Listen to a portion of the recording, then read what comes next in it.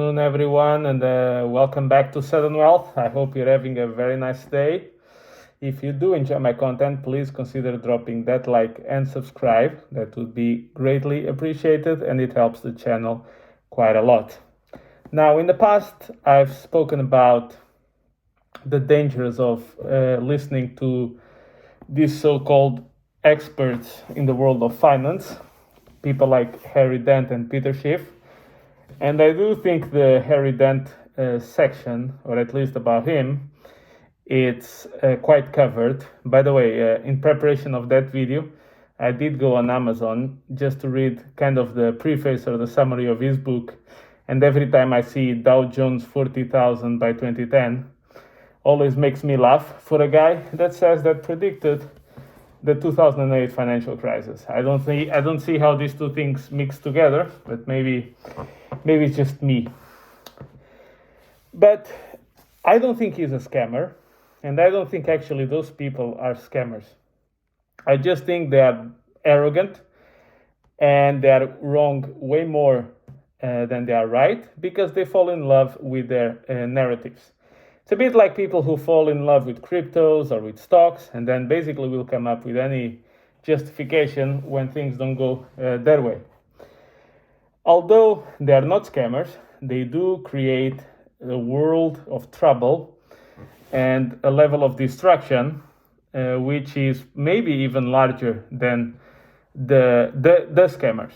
So why? Because since they are respected, they are revered, they are watched by much more people, and for some reason they are given this spectrum of credibility, which actually can be more dangerous than the other ones.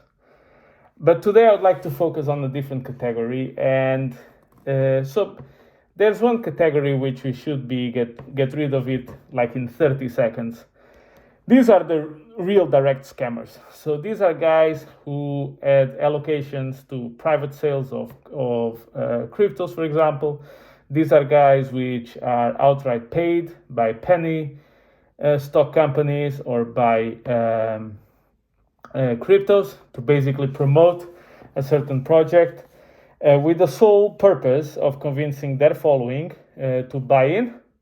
So the founders can the influencer, him or herself, can just dump on top of their following.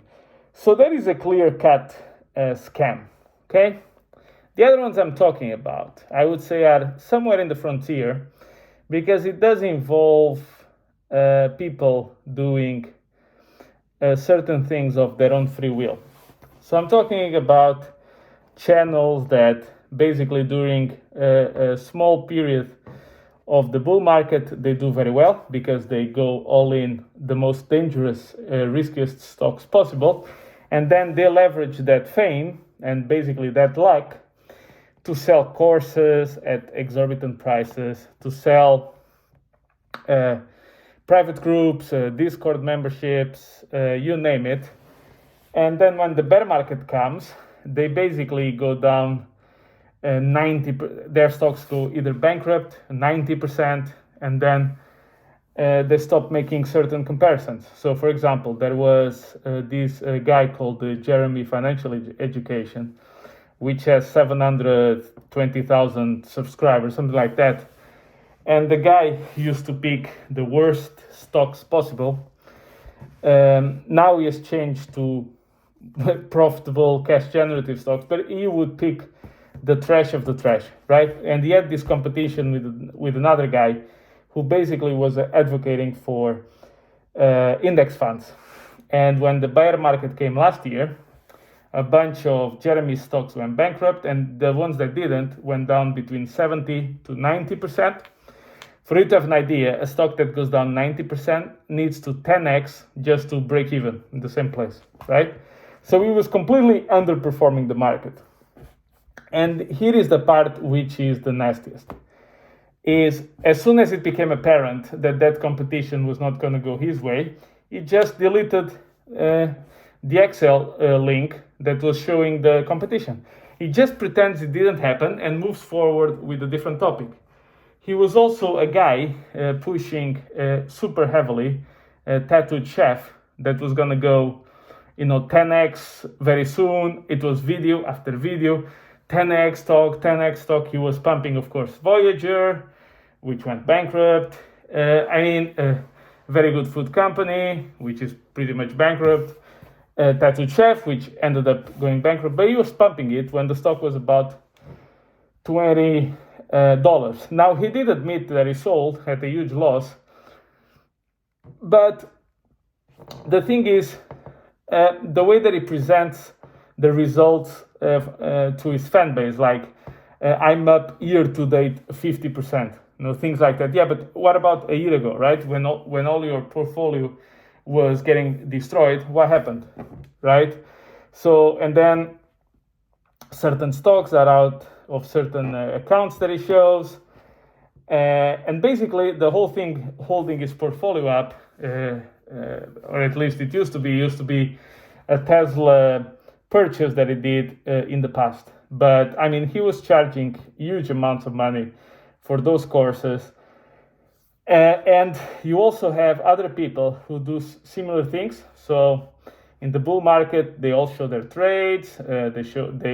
They make these extremely aggressive calls. Of course, in the euphoric part of the bull market, anything goes up. So they use it to sell courses, sell private groups, and then when things start to turn sour, they start deleting tweets, start deleting videos, start deleting calls. And that is the scammy part of the whole thing. Now, I didn't say that Jeremy did that because I'm not aware that he did, but there are others of the same style that indeed did it. So what I'm trying to say with this is very simple.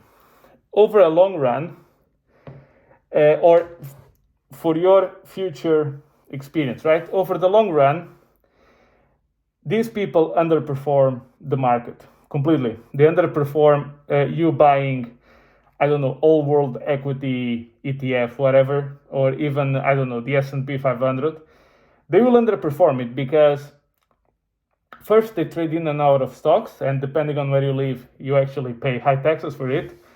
And then they basically, over a long period of time, they cannot time the market appropriately. And you can see, by the way, they invest in the bull market. But the dangerous part is that every bull market, there are new people coming in. So they see these guys going crazy with extremely risky stocks, and it works for a short period of time.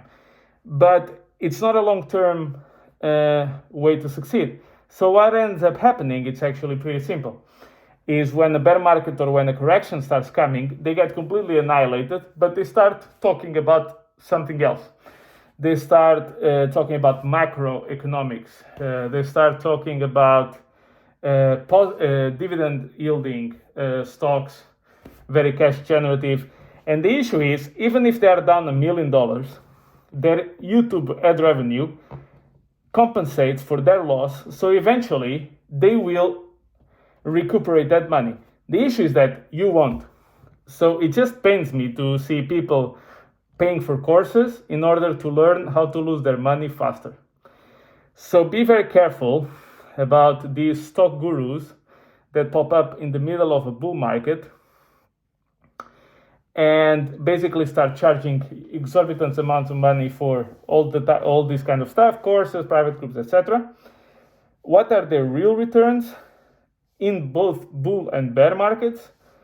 And what kind of stocks do they pick? And that will tell you a lot. So if you see any guy for example, NVIDIA, which is a very good stock, but a lot of people talk about it because it has done very well. So if their portfolio consists of NVIDIA, Tesla, a bunch of loss-making, high speculative stocks, which are doing well in the bull market, for example, that is a clear sign to stay away from it. And be careful, because I've seen a lot these kind of actions, particularly the deletion of tweets and calls and videos. So be careful with it, and these guys will not outperform the market over the next 20 years, and let alone crypto. And in crypto, they're going to completely underperform everything. So be very careful, and in my opinion, not financial advice, but don't give them your precious earned money. So thank you guys, and I'll catch you in the next one.